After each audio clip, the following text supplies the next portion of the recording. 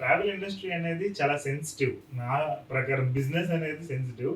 ఎందుకంటే client behaviour మనకు తెలీదు. నెక్స్ట్ ఒక హోటల్ మనం అనుకుంటాం. హోటల్‌లో కొంతమందికి ఓయో కూడా నచ్చుద్ది.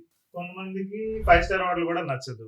సో, ఒక్కొక్కళ్ళ ప్రిఫరెన్స్ ఒకటుంటది. బట్ బడ్జెట్ అనేది దేనికి సపోర్ట్ చేస్తుందనే దాన్ని బట్టి వాళ్ళకుండే ఫెసిలిటీస్ అనేవి మారిపోతూ ఉంటాయి. ఖచ్చితంగా అండి. అండ్ సేమ్ వే ట్రావెల్ కూడా. ఇప్పుడు ఎగ్జాంపుల్ స్లీపర్‌లో, బస్‌లో వెళ్ళేది ఒక కైండ్ ఆఫ్ ఎక్స్‌పీరియన్స్ ఉంటది. కూర్చొని వెళ్ళేది ఒక కైండ్ ఆఫ్ ఎక్స్‌పీరియన్స్ ఉంటది. ట్రైన్ వెళ్ళేది వేరే ఎక్స్‌పీరియన్స్ ఉంటది. అందులో ట్రైన్‌లో కూడా జనరల్‌గా ఏసీనా 2 ఏనా, 3 ఏనా, 1 ఏనా అనే దాని మీద మారిపోతూ ఉంటది. బట్ సమ్ పీపుల్ ఏంటంటే they don't want to spend money but they want the best experience. ఇప్పుడు ఇలాంటి ఛాలెంజెస్ ఎలా ఫేస్ చేస్తారు? డెఫినెట్‌గా అండి. ఇప్పుడు మీరు చెప్పినట్టుగా మీరు ఒకసారి చెక్ చేసుకోండి. ఓకే. తిరుపతికి కూడా బ్యాడ్ రివ్యూస్ ఉంటాయి. 7 స్టార్ హోటల్‌కి కూడా బ్యాడ్ రివ్యూస్ ఉంటాయి. ఆ! ఇక్కడ మారింది తిరుపతి 7 స్టార్ హోటల్ కాదు. ఓకే. People expectation. హ్మ్. సో, మేము ముందే ఎక్స్‌పెక్టేషన్ ప్రాపర్‌గా అర్థం చేసుకుంటాం కాబట్టి ఓకే. ఇప్పుడు మీరన్నట్టుగా ఎగ్జాంపుల్ ట్రైన్ విషయమే అనుకోండి. హ్మ్. మేము క్లియర్‌గా చెప్తామండి.